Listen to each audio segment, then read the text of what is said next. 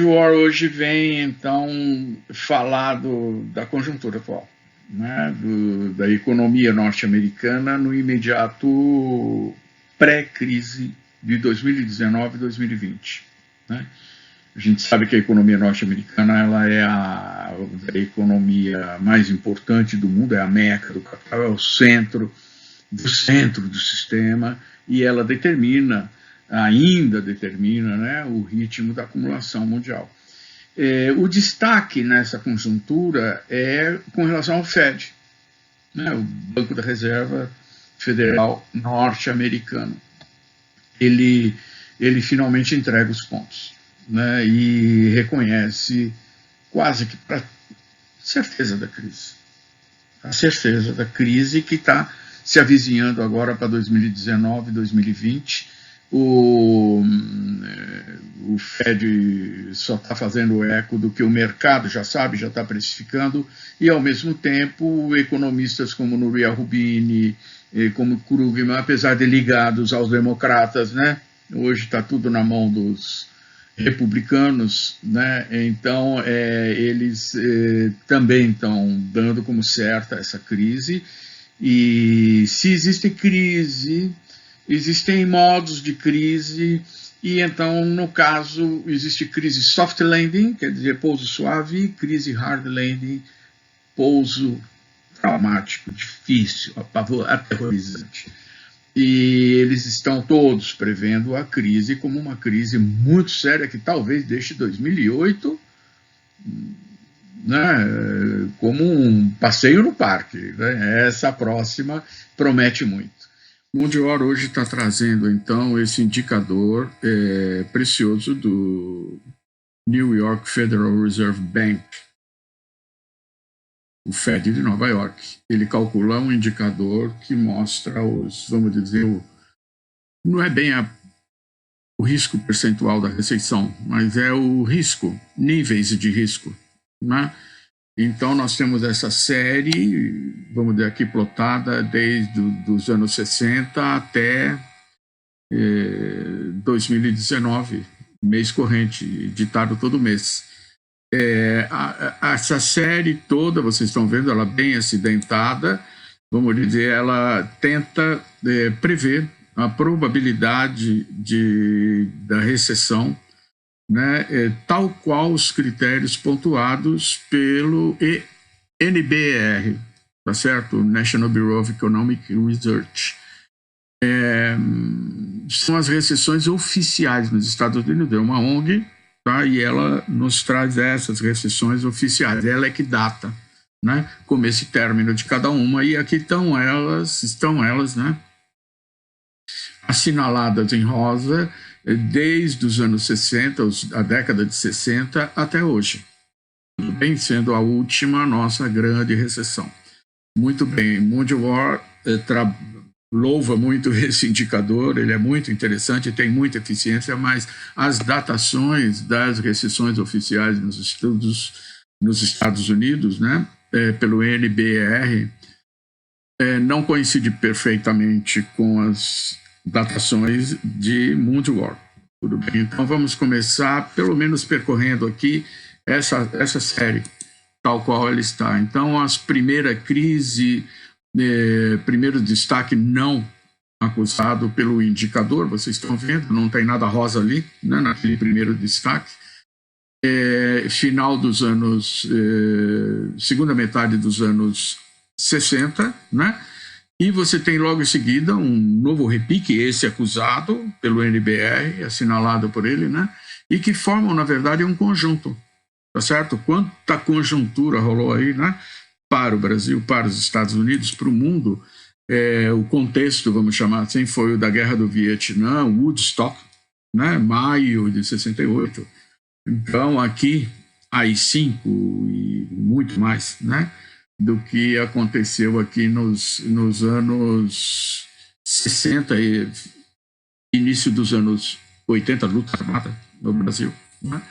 E depois, então, você tem meados dos anos 70 a primeira crise do petróleo, tá certo? Aí você tem a segunda crise do petróleo, recuperação, segunda crise do petróleo, e, vamos dizer, todo um período conturbadíssimo, né, com a guerra do Irã, do Iraque, né, Irã e Iraque, a Revolução Islâmica e o contexto de estagflação. Vocês vão ver que você tem aqui duas crises muito juntinhas, ambas sinalizadas pelo NBR, tá certo? Devidamente sinalizadas, que nós chamamos de double dip, tá certo? Então, esse aqui foi um período muito traumático, tanto do ponto de vista geopolítico, como do ponto de vista macroeconômico, com a política do Paul Volcker, né, de choque de juros, porque nós estávamos num período de estagflação. Então, muito interessante esse período, né, chamado de double dip, tá certo? Parece uma excepcionalidade. Nós vamos ver o que há de excepcional, outros postos, né, para não carregar muito o que há de excepcional nessa coisa, nesse fenômeno marcante de double dip, ou seja, sobe, recessão, desce, recuperação, sobe de novo, logo em seguida, e desce. Tá? Isso é um fenômeno que, a rigor, depois de bem estudado, ele é recorrente em todas as crises cíclicas. Faz parte da dinâmica do ciclo econômico. Duas crises, muito no mesmo ciclo. Agora, depois nós temos um soft landing interessante no final, vamos dizer, 1987. Já vamos direto, porque foi o crash, né, nas bolsas norte-americanas de 1987. Por que esse crash de 1987 é importante? Dele saem dois produtos estupendos. O primeiro é o programa neoliberal. Ele surge exatamente daí. E o segundo é o PPT, Plant Protection Team, né, instituído mesmo formalmente pelo presidente Reagan. Né? 1987 foi muito interessante porque foi um crash nas bolsas que não se repercutiu, né? Não houve repercussão dele e desdobramento dele na economia real. Então é algo puramente financeiro, né? Mas muito traumático para as elites norte-americanas, elites financeiras. Então, bastante interessante este período. Digo mais a respeito desse tempo, desta conjuntura, né? E a China está adentrando o mercado mundial com uma conformação nova, né?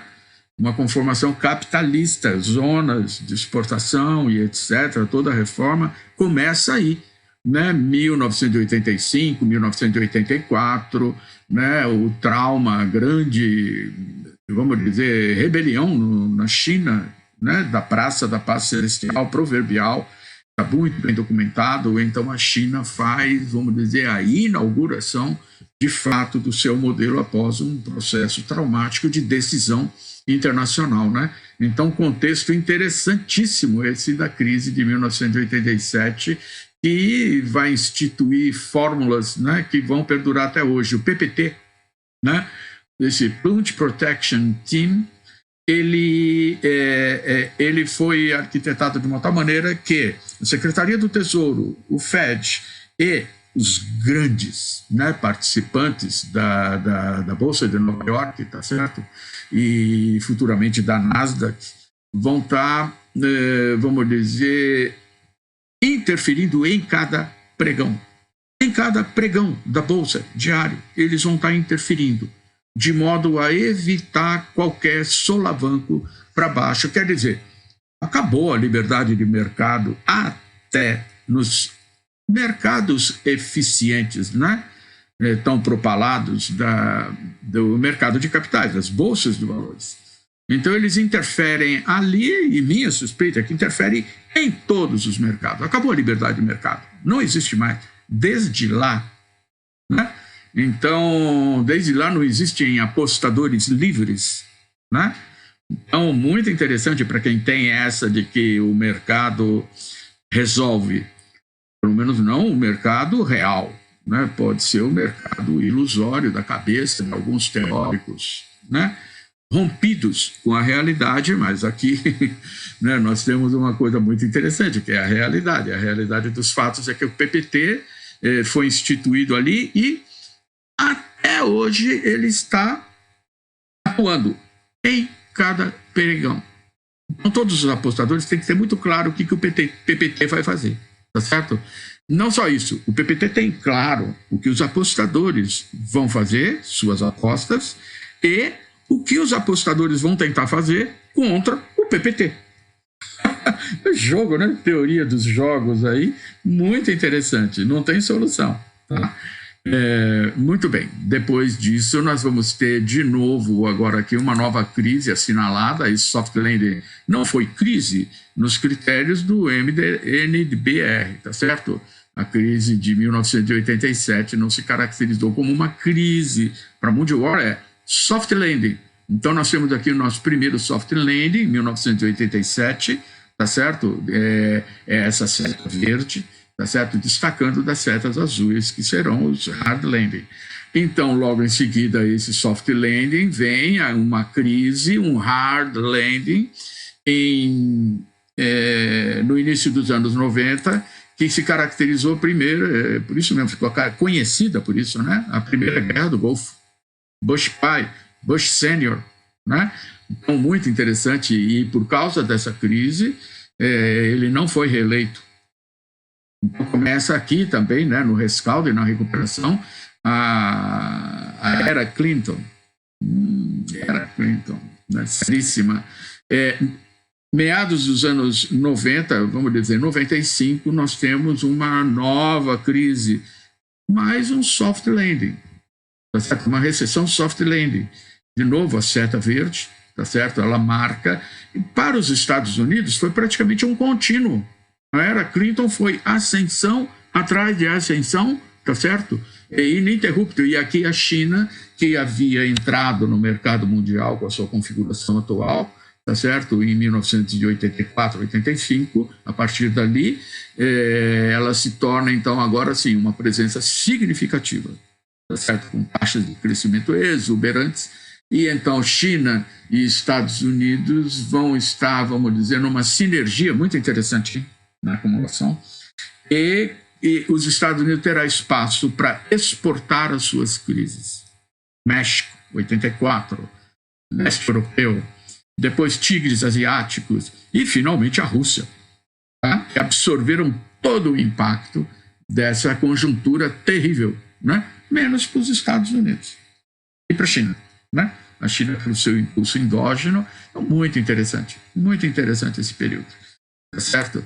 E depois, final do, vamos dizer, do governo Clinton, tá? Início do governo Bush Jr., tá certo? Bush Sênior, Segunda Guerra do Iraque, tá certo? Do Golfo. Então, nós temos aí o Bush Jr. Indo até Bagdá. Ele é um crítico, um filho revoltado com o pai, pelo pai ter entrado e ficado somente no Kuwait, na Primeira Guerra do Golfo, na Segunda Guerra do Golfo, tá certo? Que foi, então, a Guerra do Iraque, tá certo? O Bush filho chega a Bagdá, tá certo? E derruba Saddam Hussein e etc. Muito interessante. E aí você tem um hard landing poderoso, que foi, vamos dizer, o estouro de uma bolha, né? .com, tá certo? Então, a economia virtual mostra que a economia virtual não tem nada de diferente da economia, vamos dizer, das fábricas, do comércio, tudo é capital, tá certo? Então, lucro futuro é fundamental na determinação do valor das empresas atual, né? Todo mundo sabe disso. Trabalha no mercado. Então, o lucro é fundamental. Não existe empresa sem lucro, a não ser que ela tenha um forte subsídio, né, do Estado. Ou de alguma outra empresa. Não sei lá. O fato é que ela tem que apresentar lucro, ou ter uma sustentabilidade de quem tem lucro, ou ter uma sustentabilidade vinda do rentista maior, que é o Estado moderno capitalista. Política keynesiana de sustentação da iniciativa privada. Então, muito interessante. Muito bem. A partir daí, eu assinalo para vocês, né, com essa seta, tá certo? Colocada aqui em 2007, mais ou menos, porque ela vai ser muito importante naquilo que é a datação da crise que virá. Né? Que crise é essa que está bem assinalada, e vocês estão vendo aqui uma larga faixa rosa, né? É a crise do subprime, ou crise financeira de 2008. Aspas aí, né? Então, essa crise financeira de 2008, ela vai nos dar uma coisa muito interessante, né? Ela vai nos colocar divisor de água. Um divisor da água, essa água celestial, né, do sistema, né? Porque ele vai ter uma série de paradigmas vão ser até alterados, paradigmas do mainstream, né? Seja ele neoliberal, tradicional ou liberal, né, monetarista, seja ele o mainstream keynesiano, tá certo? Uma série de paradigmas aí que vinham se sustentando no pós-guerra ou após a década de 30, né, com o advento do keynesianismo, vão ruir por aí, né, nesse contexto. Então, a primeira coisa muito interessante é a comparação óbvia que se fez na época, os historiadores econômicos, né, como o estudo, por exemplo, do Barry Ashgram e do Kevin O'Rourke, tá certo? Comparando 2008 com 1929. De pronto, a comparação nos traz resultados absurdos, né? À luz do paradigma pós-30, né? De que o início da recessão, vamos dizer, o impacto inicial da recessão de 2008, chamada de 2008, foi muito maior, proporcionalmente, em termos globais, que a crise de 29.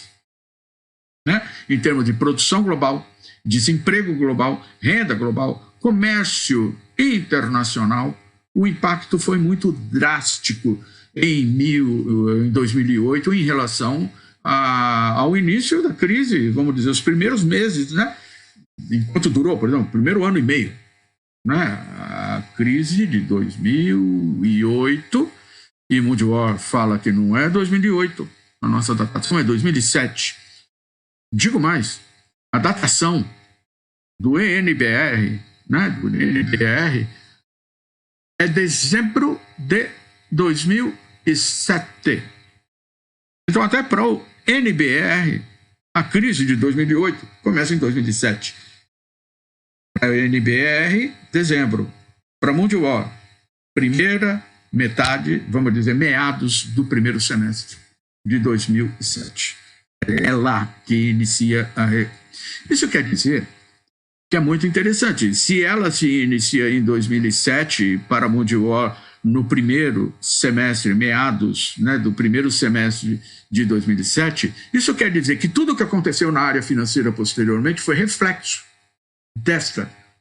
do que a verdade, para nós, Mudgeworth, já havia startado, já havia iniciado, né, nas profundezas da acumulação. Certo? Então, lá no coração da economia, na acumulação, aonde ela se dá, não na acumulação fictícia, na acumulação real, né, a reprodução real do sistema, isso se inicia em 2007 e vai repercutir na esfera financeira da acumulação fictícia, né? Bem mais tarde. Tá certo? A quebra do sistema financeiro norte-americano e até mundial vai se dar a partir de agosto. Em agosto de 2008 é que vão falar que o rei está nu, mas na verdade estava nu desde o primeiro semestre de 2007. Isso é importante para nós, muito importante. É um marco importante da análise de Mudgeworth, é um grande diferencial nosso. Né? A gente busca a recessão e os sinais dela mais palpáveis, não na esfera financeira, tá certo? Mas na esfera produtiva. E é uma questão de causação. A causação fundamental é endógena, ao qual nós entendemos que endógeno é algo que acontece lá no core, no núcleo da acumulação produtiva. Então, muito interessante, é um marco. E temos, a partir daí, uma maior recessão, né, que nós já tivemos, desde o pós-guerra, vamos dizer assim, né? E aí o nome dela é Grande Recessão, para não chamar de depressão, embora muitos chamem de depressão e estão convictos de que estamos hoje, em 2019, numa recessão que se iniciou em 2008. Não é essa linha de Mundial. Para nós, o ciclo continua, teve recuperação, o ciclo continua e foi, vamos dizer, se verificando na sua periodicidade, tá certo? Do pós-guerra. Muito bem. O outro produto, já estou assinalando aqui para vocês, né? É o fog estatístico. Olha que interessante, o fog estatístico. Pegou pesado. O sistema nos tinha, a nós analistas outsiders, tá? A população, a cidadania mundial e a norte-americana tinha dado uma colher de chá. As informações estavam sendo vamos dizer, disponibilizadas, né, como estavam sendo colhidas, tá certo? Com tratamento estatístico, vamos dizer, científico, né? Já havia aqui e ali, e isso é acusado por todos os que estudam a fundo as estatísticas de uma maneira crítica e, vamos dizer, com um clima de auditoria mesmo, né, civil, auditoria civil sobre as estatísticas oficiais norte-americanas, já vinham acusando que, olha, está acontecendo, estão intervindo, né? Está havendo uma intervenção do executivo, das elites e etc., né, até do Congresso, sobre as estatísticas oficiais. O Deep State, intervenção do Deep State nesse nível também. Então, número é poder. Né? Muito interessante. Poder não numa coisa apenas venal. Tá? Poder é uma coisa muito mais profunda. Né? Número é poder no sentido de... Não é o poder econômico. O poder no sentido da dominação. Falando pesado, né? Falando sério. Poder e dominação. Então, nesse caso, nós iniciamos um percurso novo. O fog estatístico está estabelecido a partir daí e vai permanecer também para sempre, como o PPT, né, que a gente já vem carregando desde meados dos anos 80, agora o fog estatístico veio para ficar. Né? Então, os números oficiais norte-americanos são imprestáveis em si mesmos e têm que ser, vamos dizer, requalificados, reprocessados, reanalisados, tá certo? Com muita crítica, tá certo? Então, e o mercado tem lutado muito com isso, distinguido bem o que é propaganda nesses números e o que pode ser realidade, tá certo? O que eles podem trazer de realidade. É um trabalho insano. Mundial tem acompanhado essa questão e detectou, assim como muitos analistas norte-americanos, o corte que houve até aí. Tá certo? Então, estatísticas oficiais não podem ser mais base para tentar enxergar o que acontece na acumulação, tá certo? Norte-americana. Então, quem está nessa, quem baseia as suas análises nas estatísticas oficiais norte-americanas, ou oficiosas, né? Não vê um palmo na frente do nariz, porque aí está o fog. Muito bem. A crise terrível, né? De dezembro de 2007 a junho de 2009. Olha que coisa gigantesca essa crise, na sua duração e profundidade, né? Essa crise cíclica. Muito bem, tem uma recuperação pífia, mas houve a recuperação, tá certo? Pífia, e logo se sucede um soft landing, né? Em 2014, muito bem. Veja bem, a partir de 2009, mais ou menos, Mundial, que não era Mundial na época, era um outro espaço com outro nome, né? Ele previu, lá em 2005, 2004, né? A crise de 2007. Previu? Com acerto. Em 2009, fazemos um estudo prospectivo, já gareando, né, forças desses resultados que, vamos dizer, vão referendar o nosso referencial teórico, que é também outsider, né? Totalmente outsider em relação ao que temos aí na academia, inclusive, né? A gente conseguiu prever a crise de 2014 com acerto e adiantamos também um cenário longínquo lá em 2009 para 10 anos na frente. Né? No caso, a janela de uma futura crise em 2019, 2020. E é dela que nós estamos falando agora. Tá certo? Estamos em plena janela ou talvez até em plena crise. E aí o índice vai nos dizer. Muito interessante. Então, esse soft landing é ponto de interrogação total, porque nas estatísticas ele aparece como soft landing. Mundial tem claro que não foi soft landing. Não há hard landing. Pesadíssimo, né? Então, isso está tudo detalhado, a crônica de todo esse período, do andamento e do desenvolvimento dele, das nuances, né? Está no Mundial, procure lá, né? Nós estamos com um espaço ainda, né? Bem carregado, no www.facebook.com/Mundial. Procure lá. Né? Todo este acompanhamento. Né? Dedicamos o melhor para poder fazer esse acompanhamento e dizer que essa crise cíclica ocorreu de 2014 e é muito interessante. A recuperação dela tem início, né? Na primeira metade de 2016. Vários indicadores acusam isso. Né? A decolagem da economia, tanto para... Vai relacionando com o Brasil aí também, tá? Mas tanto para os Estados Unidos, para a Europa e China e até o Japão começam a decolagem desta crise, a recuperação e, portanto, um novo ciclo, né? E na primeira metade de 2016, tá certo?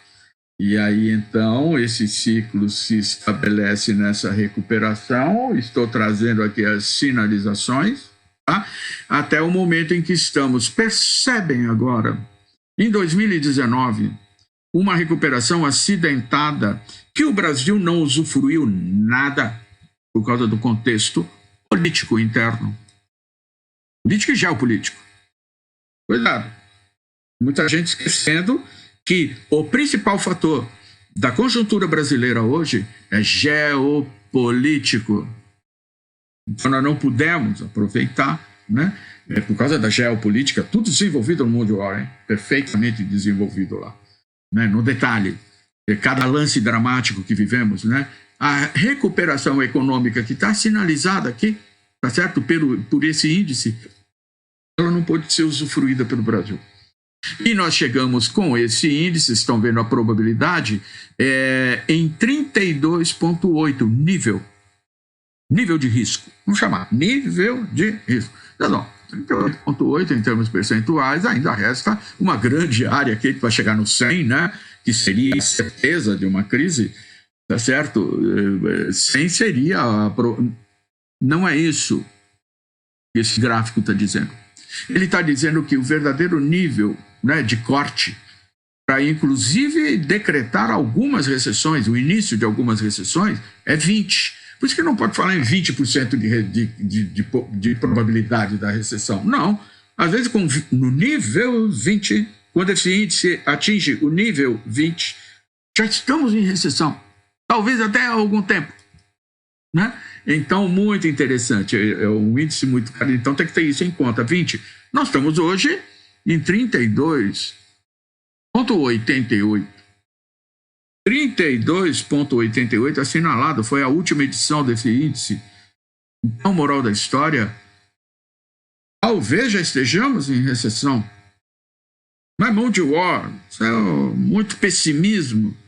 Não. Né? Eu acho que o pessimismo não é se a recessão vem ou não vem, né? É o que você fará nela, né? Se você sabe como navegar, vem. uma tempestade, em alto mar, mega tempestade, mas você tem meios para se safar, né? Sabe como trabalhar, tem experiência de trabalhar numa tempestade, é um piloto de tempestade, né? Então é o contrário, é emoção pura e oportunidade. Por que do pessimismo? Interessante, né? Interessante pensar isso. Então, nós temos aqui o índice já nesse nível, e aí Mundial não está sozinho, né? Nós trabalhamos isso, né, desde 2009. Tem gente que chega agora, chega com as evidências, vamos dizer, os índices, né, que transitam já, né, na superfície da realidade, na superfície da realidade, mostrando a realidade, já gritando na orelha, né? Então estamos aí com Nouriel Roubini, com Krugman, para citar dois, né, que já estão dando como certo, alguns dizendo, olha, né, não são só os prolegômenos da crise que nós estamos vendo acontecer, né, no mundo atual, na conjuntura dos mercados atuais, aí, na primeira metade, segunda metade de 2019, né, mas nós estamos talvez já dentro da crise, adentrando a crise, tá certo? Então a janela está aberta, tá bom? A crise é uma certeza. Faça o seu planejamento, né?